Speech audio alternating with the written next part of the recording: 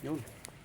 At okay nga naman dahil ano kung may pagpapala, oportunidad, yun, sabi ko sa mga bata, kay Jeremiah, in the right time siguro, darating na meron din sila ng ng gusto nila, yun.